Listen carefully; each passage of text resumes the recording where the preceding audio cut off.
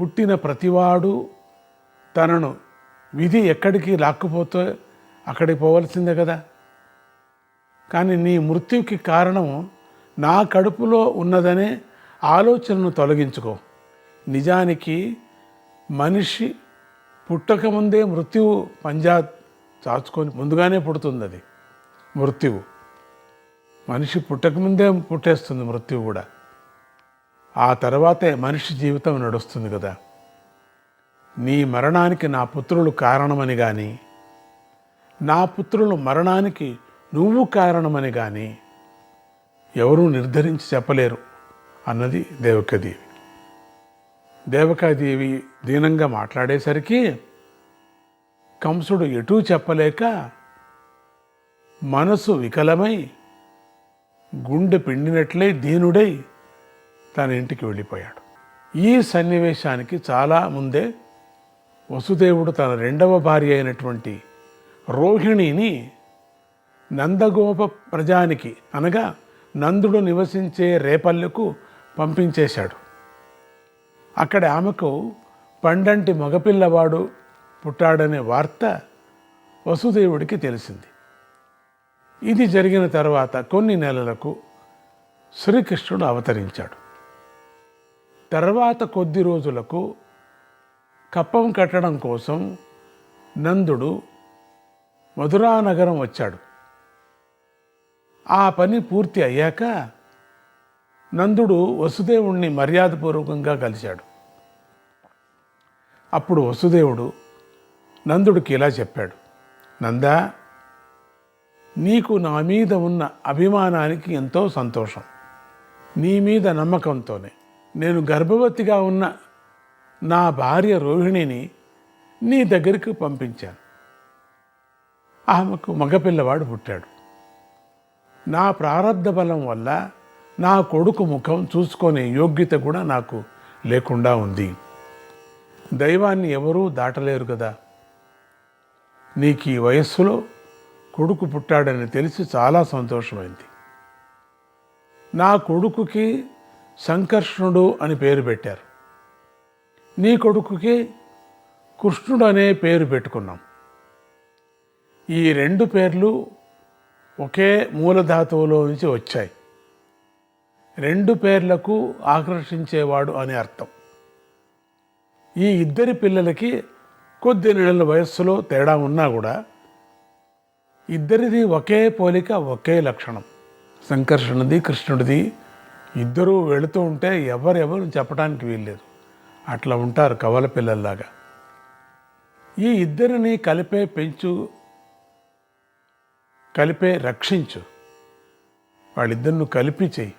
ఈ పిల్లలకు అనేక రకాలుగా ప్రమాదాలు వచ్చే దుశ్శకునాలు కనిపిస్తున్నాయి.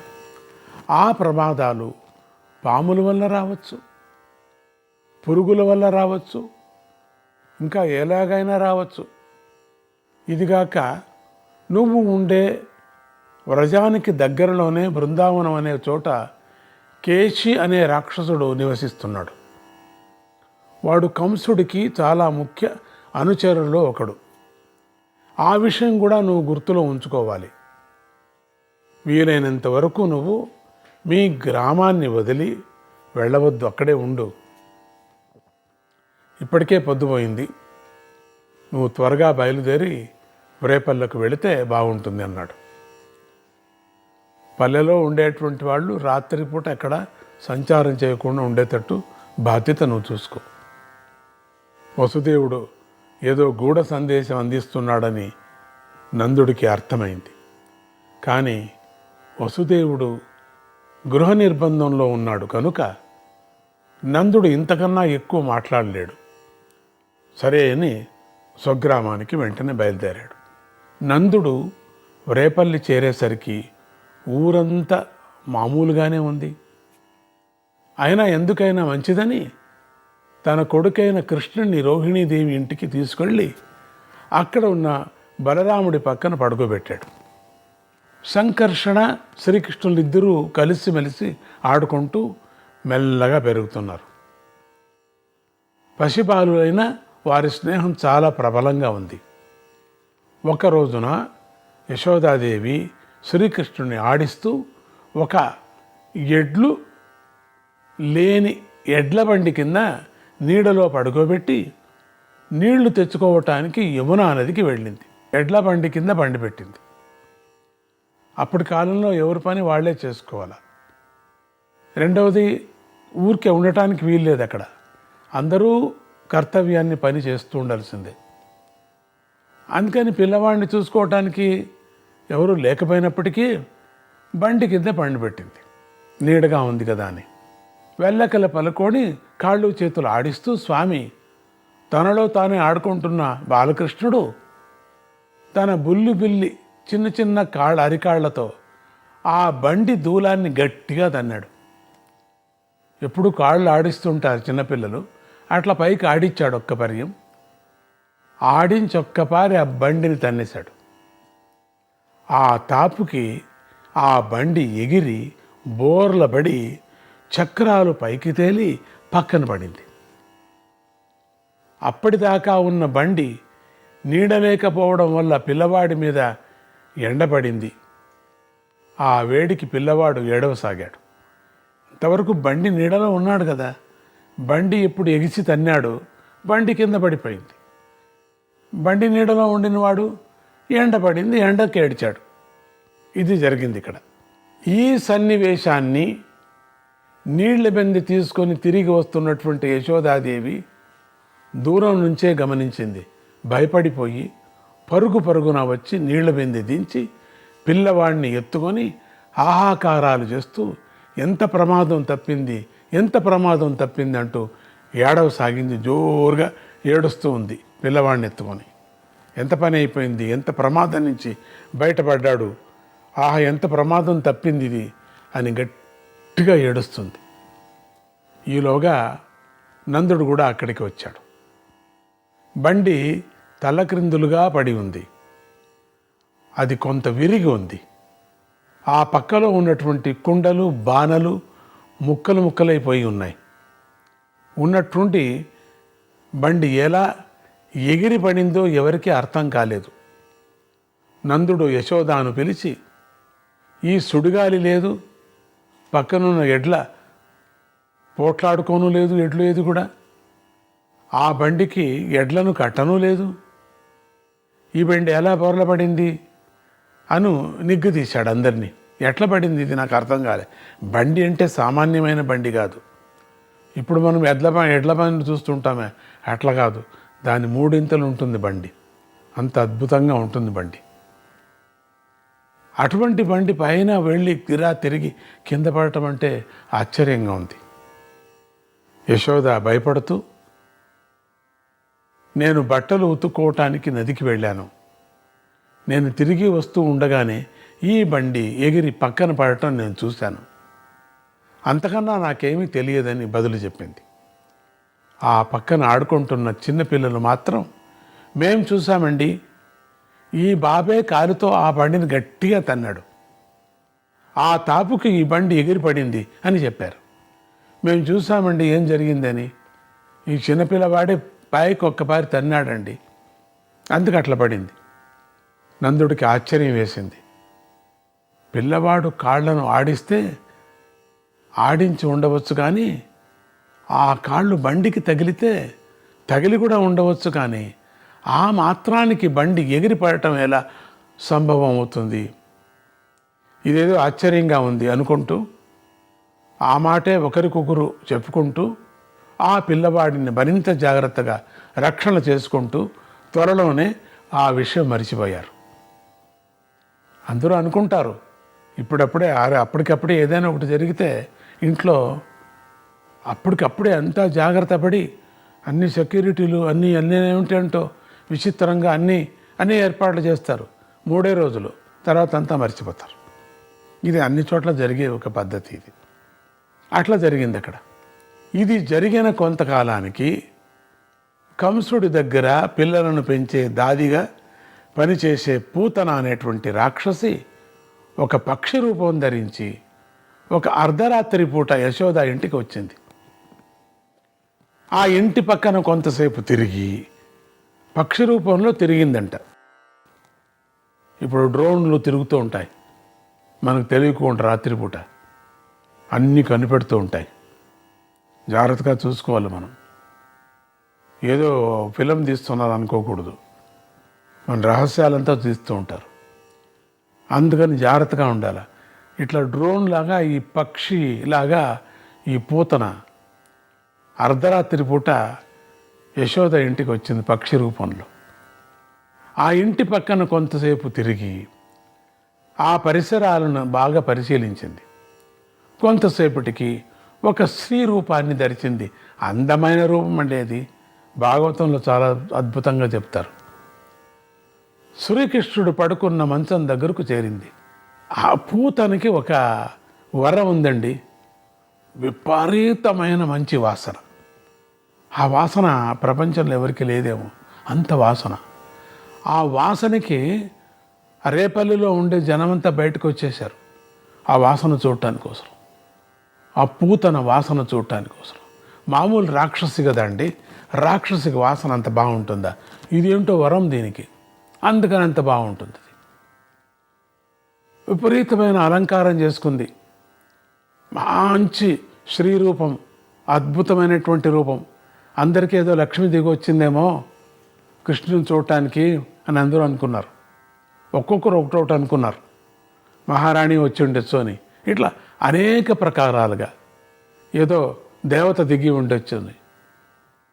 అప్పటికి రాత్రి బాగా పొద్దుపోయింది కనుక ఇంట్లో పెద్దవాళ్ళంతా గాఢ నిద్రలో ఉన్నారు. బాలకృష్ణుడు మాత్రము కాళ్ళు చేతులు జాడించుకుంటూ తల్లి పక్కనే పడుకొని ఆడుకుంటున్నాడు. ఇది మంచి అదను అనుకొని పూతన పిల్లవాడి దగ్గరికి వెళ్ళి ముద్దుగా ఎత్తుకొని పాలు ఇవ్వసాగింది. బాగా ముద్దు పెట్టింది, అదృష్టవంతురాలు కదా. ముద్దు పెట్టి ఇక పాలు ఇవ్వటాన్ని ప్రారంభం చేసింది. ఆ పిల్లవాడు కూడా కొత్త ఏమీ లేకుండా, కొత్త అనుకోలేదు, ఏదో మామూలుగా పాలు తాగినట్టుగా తాగుతున్నాడు. కిలకిలా నవ్వుకుంటూ పూతన సంకలో చేరి పాలు త్రాగడం ప్రారంభించాడు. చిన్నపిల్లవాడే పూతన సంకలో చేరాడు, పాలు తాగుతున్నాడండి. పూతన తన రాక్షసమాయ వల్ల తన పాలలో విషం కలుపుకొని వచ్చింది కనుక తన పన్నాగం పారుతుందని సంతోషించింది. విషమయమైనటువంటి పాలు మొత్తం. ఇక నా పని అయిపోయింది, చచ్చిపోతాడేమో అనుకుంది. కానీ ఆ పిల్లవాడు ఏం పిల్లవాడో కానీ ఒక్కసారి గట్టిగా పాలను పీల్చేసరికి పూతనంలో ఉన్న పాలతో పాటు ప్రాణాలు కూడా గుంజుకుపోయాయి అని చెప్తారు. అంతగా పీల్చాడు. పాలు కాదు, రక్తము, ప్రాణము కూడా పీల్చేశాడు స్వామి. పాలనే కాకోకుండా పూతన ప్రాణాన్ని కూడా పీల్చాడు. ఆ పీల్పుతో పూతనకు ప్రాణాలు గిలగిల్లాడిపోయాయి. అరుస్తూ వెల్లకిల పడిపోయింది. గట్టిగా అరుస్తూ శబ్దం చేస్తూ నానా రభసం చేసి కింద పడిపోయింది. ఆ శబ్దానికి ఇంట్లో పెద్దవాళ్ళంతా లేచి వచ్చారు. ఎక్కడికో అందరికీ వీధి అంతా వినపడిచ్చింది. ఆవిడ పడినటువంటి నిజమైన రూపం వచ్చేసింది కదా దానికి. అందుకని ఇదే రూపంతో పడింటే అంత శబ్దం వచ్చేది కాదు. పూతన రూపం వచ్చేసింది కదా ప్రాణాలు పోయేటప్పుడు. నిజమైన రూపంతో పడింది కాబట్టి దడదడ అనింది. దీపాలు పెద్దవి చేసి చూసేసరికి చెట్టంత ఆడది వెల్లకిల పడి ఉంది. బాలకృష్ణుడు ఆమె గుండెల మీద ఆడుకుంటున్నాడు. గుండెల మీద కూర్చొని అటు ఇటు తిరుగుతూ ఆడుకుంటూ ఉన్నారు. పరిశీలించి చూడగా ఆ స్త్రీ మరణించింది. అక్కడికే చచ్చిపోయింది. ఆవిడ మోక్షానికి వెళ్ళిపోయింది. నందుడు యశోద ముందుకు దూకి పిల్లవాడిని యువతలకు తెచ్చేసుకున్నారు. చుట్టుపక్కల వాళ్ళు రాక్షసాకారంగా ఉన్నటువంటి ఆ శవం దగ్గరికి పోవటానికే భయపడుతూ దూరంగా నిలబడిపోయారు. ఈ ఊరి వారు ఎవరికి ఈ స్త్రీ ఎక్కడి నుంచి వచ్చిందో, ఎలా వచ్చిందో, ఎందుకు వచ్చిందో ఏమీ అర్థం కాలేదు ఎవరికి కూడా. మళ్ళీ కొంతకాలం జరిగింది. సంకర్షణ శ్రీకృష్ణులు ఇద్దరూ మోకాళ్లతో పాకుతున్నారు. ఇప్పుడు మోకాళ్ళ మీద వచ్చాయి. మనం పండగ చేసుకుంటూ ఉంటాం అప్పుడప్పుడు. బోర్ల పడితే ఒక పండగ, మోకాళ్ళతో ఒక పండగ, ఇట్లా చేస్తూ ఉంటాం. ఇప్పుడు ఇంకా మళ్ళీ పండగ చేసుకున్నారు. పక్క ఇంట్లోకి కూడా వెళ్ళి అల్లరి చేస్తున్నారు. మోకాళ్ళతో పాకుతున్నారంటే అన్ని చోట్ల తిరిగినట్టే కదా లెక్క. పక్క ఇంటి వాళ్ళకి అందరి ఇండ్లకి వెళుతున్నారు. ఎప్పుడూ ఇద్దరే కలిసి తిరుగుతున్నారు కూడా. మోకాళ్ళతో పాకేసరికి వాళ్ళ అల్లరి విపరీతంగా ఉంది. 4 కాళ్ళు ఇప్పుడు. ఎన్నిసార్లు ఒళ్ళు కడిగినా నిమిషంలో దుమ్ములోకి వెళ్ళి ఒళ్ళంతా దుమ్ము కొట్టుకుంటున్నారు. ఎన్నిసార్లు తల దువ్వినా జుట్టు చిందరమందర చేసుకుంటున్నారు. బరబరా పాకుతూ పాలకుండల పాడుదోస్తున్నారంతా కూడా. ఒకరోజు యశోదకు మరీ బాగా విసుకొచ్చేసింది. ఒక పెద్ద త్రాడు తెచ్చి ఆ తాడుతో కృష్ణుడిని ఒక రోటికి కట్టేసింది. ఎందుకంటే ఇద్దరిలో కృష్ణుడిదే ఎక్కువ విపరీతమైన గలాటా పోరు. తట్టుకోలేక కోపం వచ్చేసి తాడుతో కట్టేసింది. తాడుతో కట్టి రోకటికి కట్టేసింది. ఇప్పుడు ఎక్కడికి పోతావో పో అని కూసురుకొని తన పనిలో తాను పడిపోయింది. ఇక చూడు నీకేం చేస్తాను నీకొని. తల్లి బాగా దూరం వెళ్ళేదాకా చూసుకొని బాలకృష్ణుడు ఆ పెద్ద రోలుని ఈడ్చుకుంటూ ఇంటి పెరటి దొడ్డిలో కొంతసేపు అటు ఇటు తిరిగి ఆ తరువాత ఆ పెరటిని కూడా దాటి ఊరు బయట ఉన్న చెట్ల దాకా వెళ్ళాడు. అక్కడ 2 పెద్ద పెద్ద మద్ది చెట్లు పక్కపక్కనే బలంగా పెరిగి ఉన్నాయి. శ్రీకృష్ణుడు రోలు గుంజుకుంటూ ఆ చెట్ల మధ్యలోకి పాకాడు. పిల్లవాడైతే చెట్లను దాటి వెళ్ళిపోయాడు. కానీ రోలు బాగా పెద్దదిగా ఉండటం వల్ల చెట్ల సందు దానికి సరిపోలేదు. 2 ఇట్లా ఉన్నాయి, కవలుగా ఉన్నట్టుగా ఉన్నాయి 2 కూడా చెట్లు. తాను వెళ్ళిపోయాడు కానీ చెట్లు సందులో ఆ రోలు వెళ్ళలేదు. దాంతో పాకే శ్రీకృష్ణుడికి వేగం తగ్గిపోయింది. బాగా బరువు ఉంటే ముందుగా వెళుతూ ఉన్నాడు కదా. ఏదైనా అడ్డు వచ్చేస్తే తగ్గుతుంది కదా పీకటం. వేగం తగ్గిపోయింది. ఆ పిల్లవాడు విసుగుగా ఒక్కసారి వెనక్కి చూసి బలంగా ముందుకు ఒక గుంజాడు. ఏంటో తగులుకుంది అని చెప్పి. అది ఏమి గుంజుడో, అది ఏం బలమో కానీ కృష్ణ ఆ బలానికి ఆ 2 మహావృక్షాలు ఒకేసారి కూలిపోయాయి. పసివాడు చెట్ల కొమ్మల సందులో క్షేమంగా ఉండి కేరింతలాడుతున్నాడు చప్పట్లు కొట్టుకుంటూ. ఏం చేస్తాడని చెప్పండి. ఆ చెట్లు పడ్డ చప్పుడికి చుట్టుపక్కల ఉన్నవారంతా పరుగున వచ్చారు. ఊరు వాళ్ళంతా కూడా. వాళ్ళని చూసి బాలకృష్ణుడు కిలకిలా నవ్వుతున్నాడు. వాళ్ళంతా పరిగెత్తి వచ్చారని చెప్పేసి వీడికి ఇంకా ఇంకా ఇంకా ఇంకా నవ్వు. అదేం చిత్రమో. ఆ పిల్లవాడు అంత బలంగా లాగినా సరే సన్నటి ఆ త్రాడు తెగనే లేదు. చూడవచ్చిన వారంతా ఇదేమిటని విస్తుపోయి చూస్తున్నారు. ఈలోగా కొంతమంది వృద్ధాంగునులు నీ కొడుకు చెట్ల క్రింద పడిపోయాడు యశోదా అంటూ గోలగోలగా అరుస్తూ ఊళ్ళోకి వెళ్ళి యశోదకి ఈ వార్త చెప్పారు. చెట్ల కింద పడ్డాడు అని. అది చాలక పసివాణ్ణి రోటికి కట్టేస్తావా, ఇదేం పాడుబుద్ధి నీకు అని తిట్టిపోయేశారు అందరూ కూడా.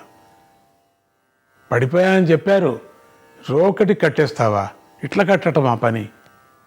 యశోద కంగారు పడుతూ పిల్లవాడి దగ్గరకు పరిగెత్తుకొచ్చింది ఏమైందో అని. అప్పటికి చాలామంది గోపజాతి వారు అక్కడ పోగుపడి అందరూ ఉన్నారు. ఒకే చోట ఉన్నారు అందరూ కూడా. అందరూ తలో రకంగా మాట్లాడుకుంటున్నారు. గాలి లేదు, వాన లేదు, పిడుగు లేదు, కనీసం ఏనుగులైనా రాలేదు. మరి ఇంత పెద్ద చెట్లు ఎట్లా పడ్డాయి అని అక్కడి వారంతా చర్చించుకోవడం మొదలుపెట్టారు. ఎట్లా పడింది ఈ చెట్టు, ఎట్లా పడిపోయింది.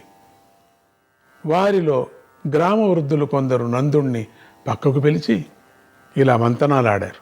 నారాయణ నారాయణ హరే కృష్ణ.